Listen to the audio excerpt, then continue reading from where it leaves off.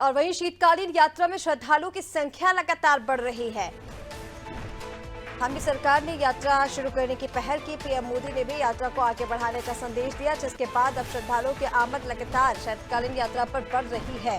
ये कहा जा रहा था कि पीएम मोदी के दौरे के बाद पर्यटक जो स्थल हैं उनमें बढ़ोतरी देखने को मिलेगी, पर्यटकों की संख्या यहाँ पर बढ़ेगी और उसी क्रम में शीतकालीन यात्रा में श्रद्धालुओं की संख्या लगातार बढ़ रही है। हमारी सरकार ने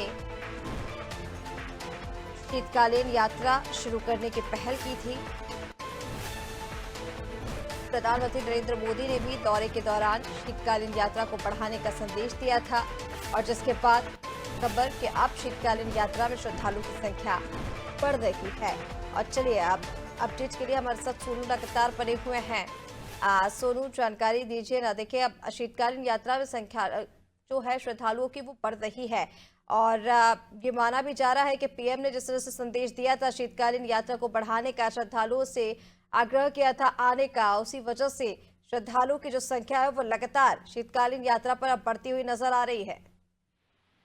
देखिए, उत्तराखंड की धामी सरकार ने ये प्रयास किए और शुरुआत मुख्यमंत्री ने की। कुछ समय पहले जब इसकी शुरुआत की तो शुरुआती दौर से लेकर अब तक के आंकड़ों पर अगर आप श्रद्धालुओं के गौर करेंगे तो काफी श्रद्धालु जो है वो शीतकालीन यात्रा करने के लिए पहुंचे और ये जो संख्या है दिनों दिन इसमें इजाफा हो रहा है। आप जानते ही हैं कुछ समय पहले प्रधानमंत्री उत्तराखंड के जो गंगोत्री धाम का जो गंगा जी का मायके कहलाता है मुखवा, यहाँ पर प्रधानमंत्री पहुंचे और उन्होंने शीतकालीन यात्रा को बढ़ावा देने का वाला एक संदेश भी यहाँ से दिया और स्वयं उन्होंने पूजा अर्चना शीतकालीन गद्दी प्रवास स्थल पर गंगा जी के उन्होंने पूजा अर्चना कर देश और प्रदेश की खुशहाली की उन्होंने प्रार्थना भी की मां गंगा से। तो लगातार जो शीतकालीन यात्रा करने वाले तीर्थ यात्री हैं उनकी संख्या बढ़ रही है और ये सरकार के लिए एक बड़ी राहत वाली खबर भी हम इसको कह सकते हैं, क्योंकि सरकार लगातार प्रयास कर रही है। एक तरफ जहां सरकार जो है वो मुख्य यात्रा को बढ़ावा देने के प्रयास कर रही, तो वहीं सरकार शीतकालीन यात्रा को बढ़ावा देने के प्रयास कर रही है और सरकार के प्रयास अब सफल साबित होते हुए नजर आ रहे हैं। मुख्यमंत्री ने जब शुरुआत की थी तब से लेके आज तक अगर आप इन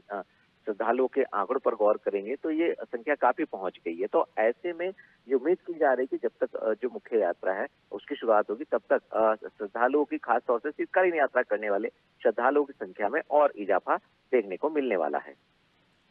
बिल्कुल, देखिए सोनू, यहाँ पर इजाफा तो देखने को मिल ही रहा है और जैसे कि कहा जा रहा था, हम भी लगातार चर्चा में ले ही रहे हैं कि सरकार ने इस बार शीतकालीन यात्रा की शुरुआत की और अब क्योंकि चारधाम यात्रा का आगाज भी होने वाला है, जल्द ही कपाट खुलने वाले हैं, ऐसे में रजिस्ट्रेशन को लेकर, पंजीकरण को लेकर क्या कुछ अपडेट है? कब से रजिस्ट्रेशन शुरू हो जाएंगे और श्रद्धालुओं के लिए क्या सुविधाएं देने की जो कवायद है सरकार उसमें जुटी हुई है? देखिए, चारों धामों के कपाट खुलने का समय जो है वो नियत किया जा चुका है और 30 अप्रैल से उत्तराखंड की जो चार धाम यात्रा है वो शुरू होने जा रही है। कुछ समय बाद ही अब पंजीकरण की जो व्यवस्था है वो शुरू हो जाएगी। जो चार धाम यात्रा के प्रवेश द्वार हैं, हरिद्वार और ऋषिकेश, यहाँ पर एक ही स्थान पर सभी सुविधाएं मिल सकें, चाहे वो वाहनों की आवाजाही से संबंधित व्यवस्था हो, स्वास्थ्य से संबंधित, मौसम से संबंधित और पंजीकरण से संबंधित, ऑनलाइन और ऑफलाइन दोनों ही व्यवस्थाओं को दुरुस्त किया जा रहा है। 2 बार मुख्यमंत्री की अध्यक्षता में समीक्षा बैठक आयोजित हो चुकी है और अब एक बार फिर से जो शासन के उच्च स्तरीय अधिकारी हैं वो बैठक करने वाले हैं। तो कहीं ना कहीं हम ये कह सकते हैं कि चारधाम यात्रा को लेकर के, शीतकालीन यात्रा को लेकर के सरकार जो लगातार प्रयास कर रही है और इसके साथ साथ जो श्रद्धालु बड़े मनोभाव के साथ यहाँ चारों धामों के दर्शन करने के लिए पहुंचते हैं उनको ज्यादा से ज्यादा सुविधाएं मिल सके, समय से उनका पंजीकरण हो सके। इस बार ये भी व्यवस्था की जा रही है कि ऑनलाइन के साथ साथ ऑफलाइन भी व्यवस्था पंजीकरण की कराई जाए, ताकि पिछली बार जब यात्रा शुरू हुई थी तो उस वक्त शुरुआती दौर में जो व्यवस्थाएं थोड़ी सी प्रभावित हुई थी, ऐसे हालात दोबारा रिपीट ना हो और सरकार इसको भी ध्यान में रख रही है और अभी तक की जो यात्राएं रही हैं उन यात्राओं के अनुभव को के आधार पर व्यवस्थाओं में तब्दीली भी देखने को मिलेगी। तो कहीं ना कहीं सरकार लगातार प्रयास कर रही है और उम्मीद की जा रही है कि जब से पंजीकरण की व्यवस्था शुरू हो जाएगी उसके बाद देखना होगा कि सरकार ने आखिर और सरकारी तंत्र ने जो पिछली बार यात्रा में जो चुनौतियां सामने आई थी उनका किस रूप में समाधान किया है और किस तरह से सुगम और सरल यात्रा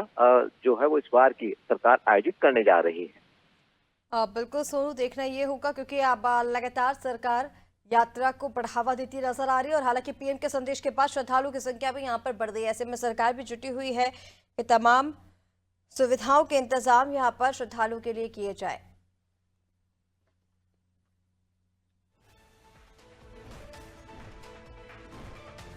फिलहाल तमाम जानकारी के लिए बहुत शुक्रिया आपका, बने रहिए हमारे साथ। तो आपको बता दें, शीतकालीन यात्रा का संदेश सरकार देती नजर आ रही है। हावी सरकार ने यात्रा की शुरुआत की, इसके बाद पीएम मोदी ने यात्रा का संदेश दिया और जिसके बाद श्रद्धालुओं की संख्या शीतकालीन यात्रा में बढ़ी है। और अब उसी तर्ज पर चारधाम यात्रा के लिए भी